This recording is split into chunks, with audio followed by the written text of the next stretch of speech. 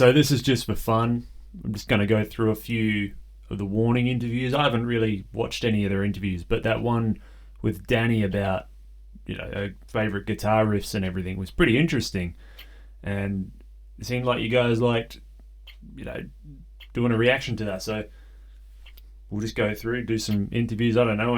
I haven't seen any of these interviews, to be honest, so let's see where it goes. Might learn some things.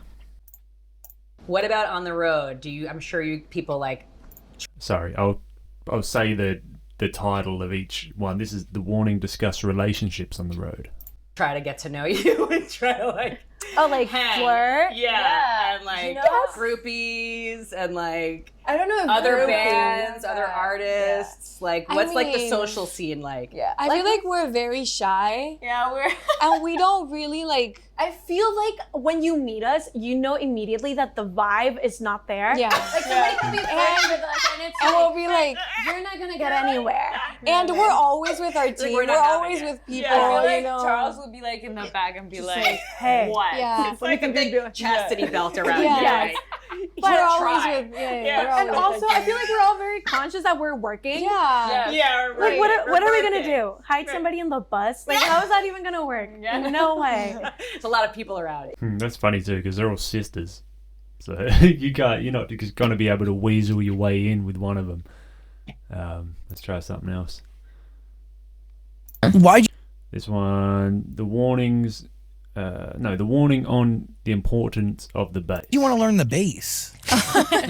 So we used to watch concerts all the time when we were a family, and I knew the other instruments. I knew the drums, the guitar, the piano, and I just saw this weird instrument that I didn't know of, and it just sounded so cool, and I was like, oh, I want to play that instrument, and that's how I ended up playing the bass. Can you explain the role of a bass in a band? Because it has a very important one, right? Yes. A lot of people are like, oh, the guitar player that couldn't play the guitar well, so we put them on the bass. But no, the bass is the drums and the bass are the foundation of a band. I feel like if my role as a bass player, if I'm not tight with Pau is playing, I feel like it all falls apart. It's a big part of it. Not just because I'm the bass player, but it is my favorite instrument. I feel like skeleton, you're the blood.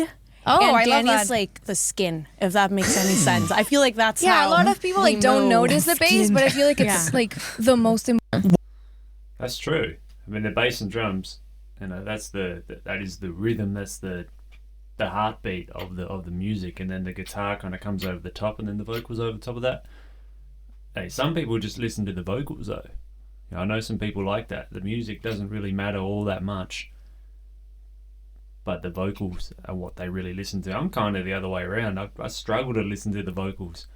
I have to go back or even read the vocals, or at least properly listen to them, because I'm too caught up in the music. Maybe that's because I play guitar. I don't know. All right, this one. The Warning talk about their first ever show. All right, first ever show.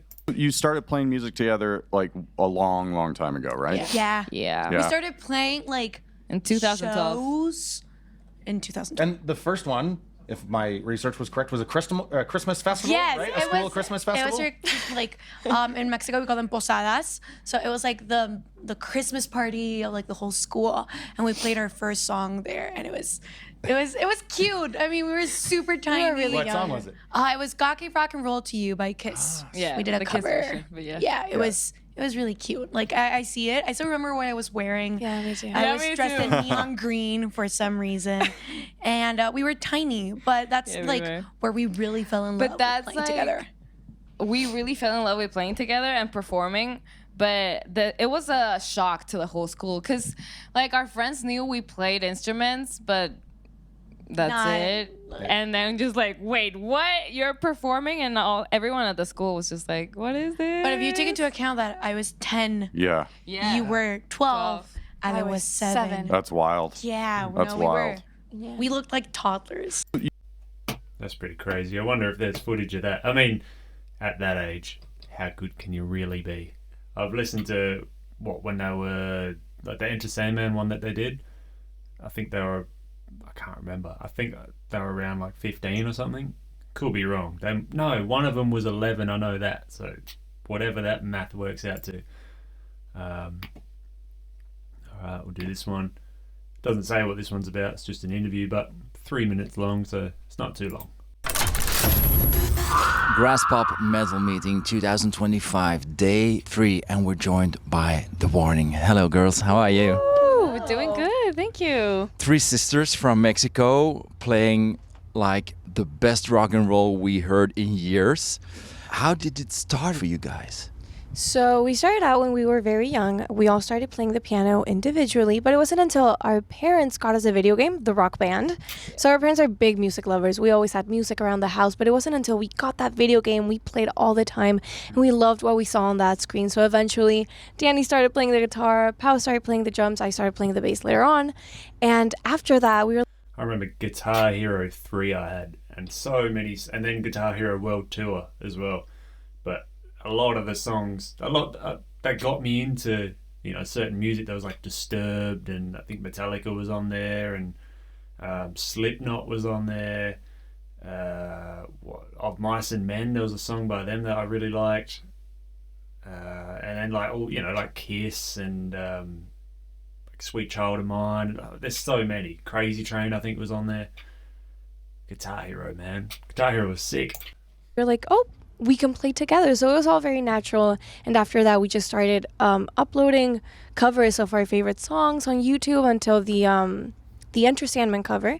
It went viral, and we just started getting a lot of attention from that. And then we experimented, and we tried writing our own music, and now we're on our 4th album, and yeah, we're here. So That was like 11 years ago, which is crazy. We've been here a while. How big is the rock scene in Mexico? Oh, it's huge. Yeah. Rock culture in Mexico is just a very big thing. I think we're just a very passionate country in general. And if you go to a rock festival in Mexico, it's always sold out. It looks funny, she's got the 2 microphones. She looks like they just, you know, when like sports people and that have interviews after, like a UFC fighter or, I don't know, whatever, like that's the only one I know, and they're standing in the back, and then all the reporters are around with their microphones. It's always very energetic and passionate. So if you ever have the time to go to a Mexican festival, I highly recommend it. Yes. Yes. You also sing in English and in Spanish, which I don't understand Spanish, but it feels like more emotional. It can be very descriptive, yes. There's like 10 words for the same thing in Spanish, and it can get very, very like, how do I say? Descriptive. Like, I think Spanish is a beautiful language, and we're very lucky to be able to speak both languages. And I don't think there's something more special than traveling all over the world and singing our songs in Spanish and hearing people sing them back in places where they would not understand a single word of Spanish. And it's very lovely that we get to showcase our culture like that through our music. So hopefully after a show, you know 1 or 2, 3 words in Spanish. After 11 years, do you still get nervous for a show like this? oh, it's exciting. I don't. Yes. I won't lie. I don't get nervous. Yeah, no. We just like see all the people and be like, okay, it's time to do our thing for sure. And especially when we get to share new music as well, or music that we haven't played for them. For example, it's our first time in Grass Pop Festival, so we're super excited to see what it's like. Thank you for making a little bit of time for us, and have a great show Thank you tonight. for having us. Okay. Muchas gracias. It's crazy, yeah, having music in 2 different languages. And Spanish and English, like, well, I'm guessing that's the 2 probably biggest languages there is. I think. I don't know. Alright, this one. The first big show opening for Foo Fighters. I didn't know that. They opened for Foo Fighters. I know they did a cover of Pretender. I didn't know they opened for Foo Fighters. That's pretty cool. I have never been so nervous in my life. It was. It's a different insane. feel, right? Because when you're at a stadium and you're on stage, the way the drums come back to you, the way everything We feels. couldn't hear like anything. It's so different. It's 40,000 people. It's your first time doing that. You're opening for the Foo Fighters. So. And the Foo Fighters show being your first stadium show. And iconic Dave Grohl. And it's so unbelievable. It was so nerve-wracking. What did you feel like after that show? How did it go? It went amazing. I was so nervous, and like when I get nervous, I hit the drums really hard. I have that. I'm a hard hitter, honestly. But when I get nervous, like the adrenaline just like really comes in. So I was like all blistered up, and after that I started like, girl, you need to calm down. But after the show, I think I cried. Have never been.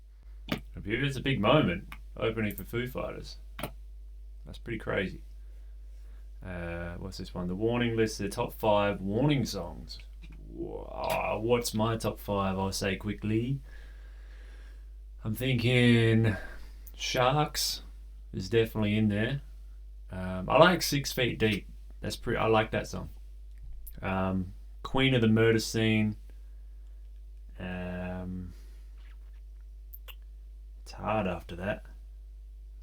Man, 5.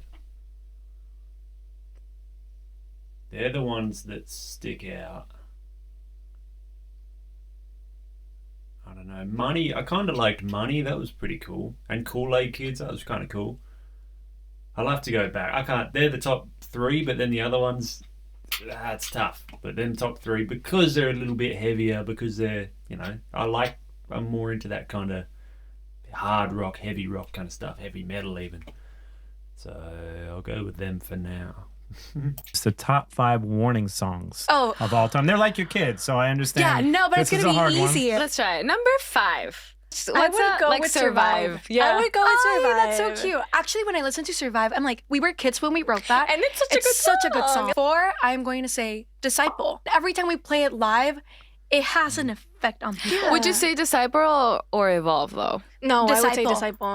Evolve's pretty good though. I did the guitar cover of that, so it kind of made me like it a little bit more. Songwriting wise, Disciple. Okay, you're right. Disciple. Number You're 3. right. Yes. Number 3, Sharks. Sharks. Yeah, I was gonna That's say a Sharks. well-written song. I love that we were all like Yeah. Sharks. Yeah, I'm on with that one. Wonder if they're gonna say 6 Feet Deep. I really like 6 Feet Deep. That might be my favorite actually.